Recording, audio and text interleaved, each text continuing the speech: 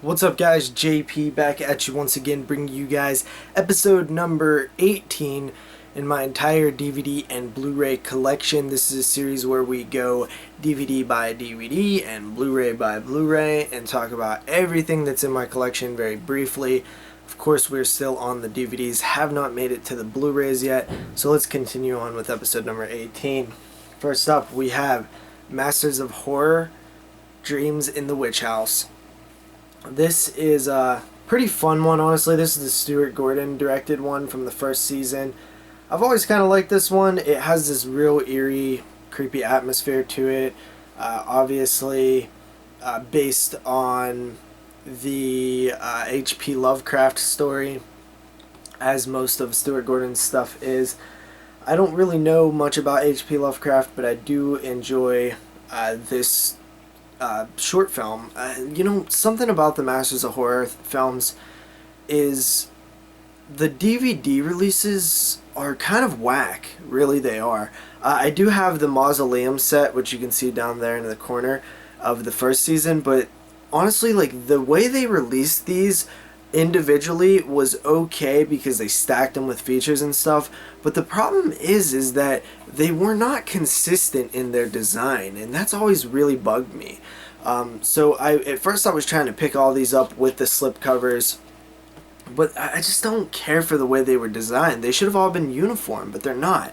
So that's Masters of Horror, Stuart Gordon, Dreams in the Witch House. Then we have, from the same season, season 1, I believe the third episode, we have Dance of the Dead. And you can greatly see that these are very different in design compared to this one, which I like this design, right? You have the cover of what the film is, then you have a picture of Stuart Gordon, the director, you have the Masters of Horror logo, and it kind of has this border around it, and then you got this, which looks like any generic DVD. So that always bugged me, I really hate that. The back is the same. The back, I like the design of the back too, but they really just disappointed me with the way that they handled these releases. This is Tobe Hooper's version, or film. It's alright. A lot of people don't like it. I thought it was pretty decent. Then we have one from season 2, and that is the Screwfly Solution. I believe this one is Joe Dante. Have not seen much of season 2, have not seen this one at all, so I will eventually check it out. I grabbed this one used from like an FYE. Pretty cool. I would like to maybe grab season 2 individually because that Skull box set is way out of print. Too expensive for me, so I'll probably grab the rest of these on individual release. After that, we have Pro-Life, which was also from season 2. This was, I believe, John Carpenter's. I have not seen this one either, but this one looks really cool. Very interested to check this one out. I don't know if I've heard good things or bad things, but I know that John Carpenter's first Masters of Horror from season 1, Cigarette Burns, is always considered a really good one, and I'm sure Carpenter's a good director, so I'm sure this one's pretty solid too. After that, we also have from season 2, Family, which honestly is one of my favorite episodes. This one is really, really cool. Directed by John Landis, and man, this one just has this, comedic tone to it that I feel like is very John Landis and comes off just extremely funny. It's been a while since I've seen it, but this one is awesome. It really is. It's a great Masters of Horror episode. Finally, for the Masters of Horror, we have Jennifer, which is actually the first one I ever picked up and the first episode I ever seen. And honestly, I seen it when it aired, and it stuck with me. It's one of those that I consistently watch. I've probably seen this a good 10 times since. Maybe 10 to 15 times since it's been released, and I continue to go back to it. It's Dario Argento, Jennifer, my favorite in the first season. I haven't seen all the second season yet, so I'm not going to be able to, tell you if I would like any of those more. Just something about it, man. It works on every level for me. Love this short. It's great. And those are all the ones that I own individually. After that, we have Maximum Overdrive. I grabbed this for like $3 on Walmart.com few years ago, and then it quickly ran out of print after that. So it was pretty cool to have this, you know. This cover is god-awful, but apparently there's like some rights issues with the original cover. I'm waiting for somebody to re-release this. I can't believe Phase 4 actually released this version. Yes, this probably needs a re-release. Stephen King. A lot of people really, really love this one. A lot of people don't like it. I'm kind of in the middle. I do like it. I just don't think it's very good. I think it's kind of a bad movie, but it's very enjoyable. But there are some big fans of it. After that, we have Mirrors, which I hated. This film was awful. I didn't really like it. I think Alexander Aja directed this, and man, you know, the the contrast between this and like something like High Tension is just night and day. I mean, this one is just not very good. I'm gonna sound like an idiot if he didn't direct it, but I'm pretty sure he did. Yeah, I don't know. Just not my thing at all. Did not like it. I think there's a couple of sequels as well. After that, we have The Mist. This is a Stephen King film that is awesome. This one is probably one of my favorites. It's definitely my top 10. I think it was in my top 10 list when I did that. Just the setting of the market and the idea that they're stuck, this, you know, siege narrative and this contained, condensed horror film, this religious undertone. It has like all of my favorite things when it comes to like my favorite types of horror movies. So it works really, really well, and god damn it, that ending is one of the best ever. So The Mist. After that, we have Mockingbird. This film was okay and quickly went downhill. I mean, it is just... the ending is just... It's one of those endings where like you actually feel insulted that people, whoever made this was like, thought that it was a good ending, thought that it wouldn't be insulting to the viewer. It's like, you expect me to believe this. What do you think I am, an idiot? Come on. You know what I mean? So, cool concept, cool cover, cool things about it, and just flopped. It just flopped bad. After that, we have The Monster Squad, which is a great fucking movie. I love The Monster Squad. It's good stuff. This is like the Goonies meets the Universal Monsters. It's really is. I've heard many people compare it to that or describe it as that, and it really is. It really is. It's been a while since I've seen this one, but this has a great addition here. I never really paid attention to the addition, but there's a lot of special features on here, commentaries, 5-part retrospect. It's just so cool seeing all the Universal Monsters together in like a modern film, but still their classic iterations of them. The Monster Squad is great stuff. Really want to revisit it soon because it's been a little while. After that, we have Tobe Hooper's Mortuary. I remember when this came out, I bought it on DVD, and I really liked it until about the halfway point. I was really into it, and then it just goes downhill. I don't know what it was about it. Just I need to revisit this one because I really don't remember much except for bad CGI. I remember creepy atmosphere, bad CGI, or creepy setting, bad CGI. That's all I really remember, so I need to check it out again because I remember liking it and then just it, you know, shit in the bed. So definitely want to check out Tobe Hooper's Mortuary again. After that, we have Dario Argento's Mother of Tears. Now, I've not seen any, or actually I've seen Suspiria, so I guess I did. Suspiria and Jennifer are the only two Argento films that I've seen. I'm quickly looking to change that, and, you know, Mother of Tears is kind of one of the ones that, I guess it was the third part in the Mother's trilogy, and not a lot of people like it. But then you have your Dario Argento enthusiasts who, you know, pretty much like anything he does, but even they admit that it wasn't perfect. So we'll see. You know, Dimension Extreme, $3 at Big Lots, couldn't pass it up. So I mean, that's a good pickup. But I'll check it out eventually. Let you guys know what I think. After that, we have Mosquito Man or Mosquito. Oh man, this one wasn't very good. Not at all. I reviewed it back on my insect horror week. It's very reminiscent of The Fly in kind of the way that they handle the creature, which is cool. You know, you know what? Now that I think about it, this one might not have been as bad as I'm thinking it is. So maybe worth a watch. I don't know, dude. It's a fucking mosquito. I don't really know what to say about it. After that, we have the Mothman Prophecies, and I never liked this one. I've had this in the collection for years. I picked it up in FYE, like, seriously, like 2004, 2005, and never really cared for it at all. Just did not like it. Just wasn't my thing. I don't know. I don't know, man. I've tried watching it a couple times, not really in the past 5-6 years, but you know, before that I tried watching it a few times and just couldn't get into it, so maybe it's something I need to give another shot.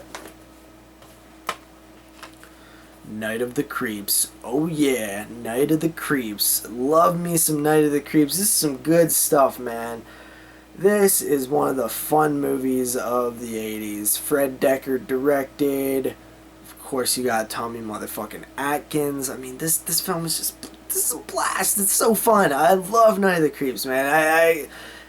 You know, this is one of those films in my collection where I'll be going down the list, like looking, either, you know, looking for titles for a top 10 or you know, just looking for something to watch or something like that, and I'll stop on Night of the Creeps and I'll be like, oh yeah, Night of the Creeps. Such an awesome movie, and it makes me want to watch it right there. You know, it's one that I often forget about until I see the title or hear, you know, something brings it up in my memory, and then I'm like, oh yeah, Night of the Creeps kicks major ass.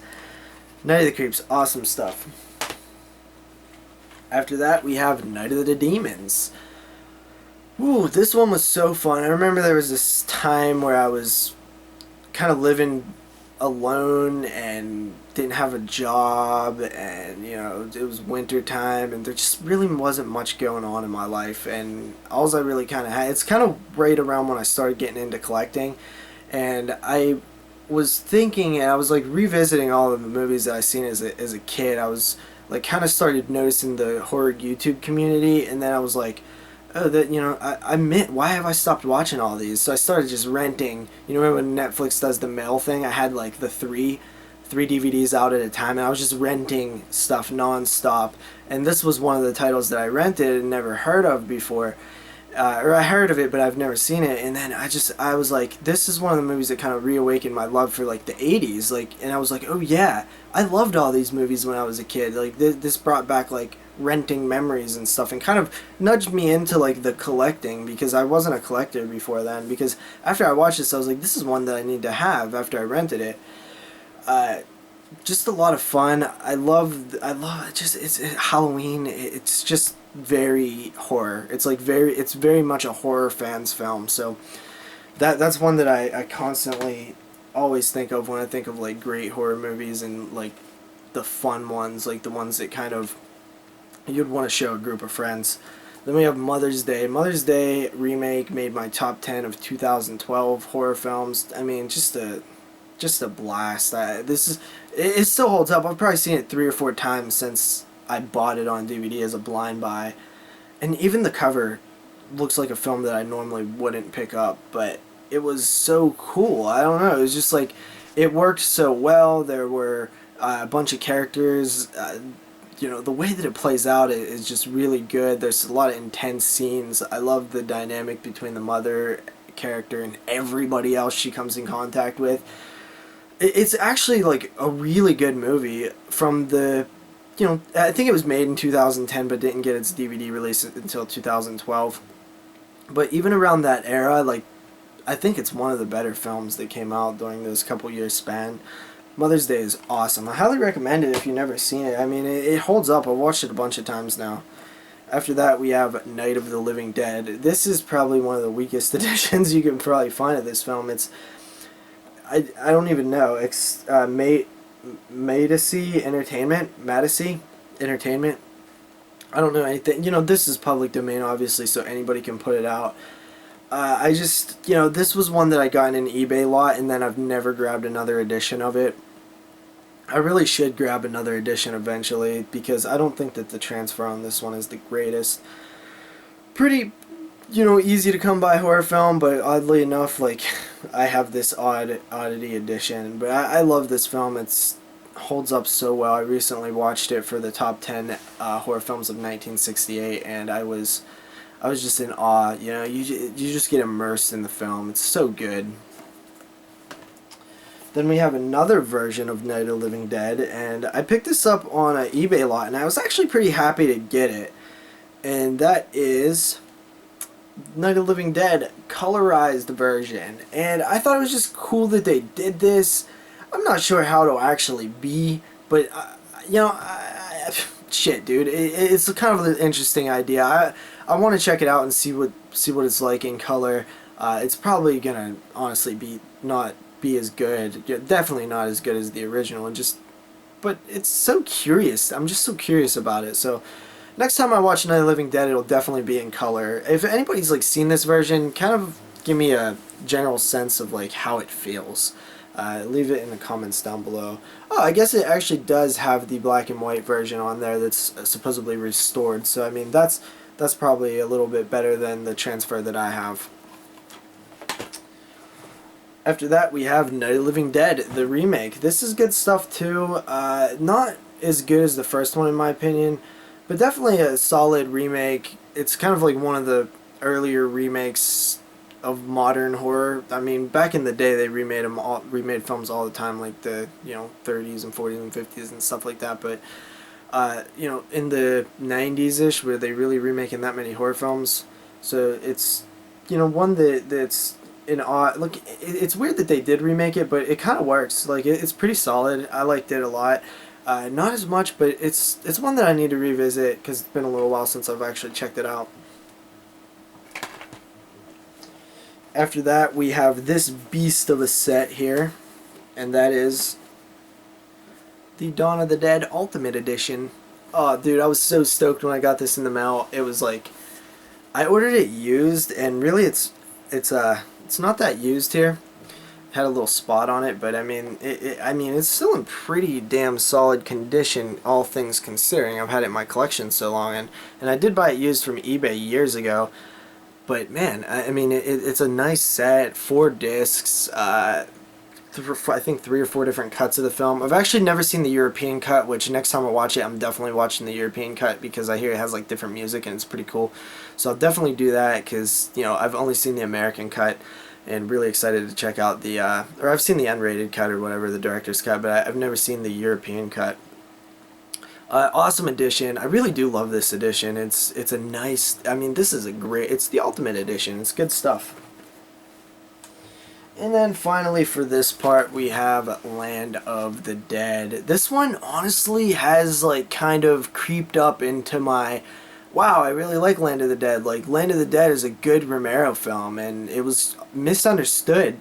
And I think Diary of the Dead is going to be the same way. Like I've noticed over the years when this came out, not many people liked it. It actually was quite bashed, and then years after that people were still bashing it, and it's only been recently, kind of like a Halloween 3 effect, where I've seen people like really defend this one. Like a lot of people are like, no, Land's good, Land's good, Land's good. So I think that this is one of those cases where kind of like time and separation from the event that was Land of the Dead kind of helped with its likability.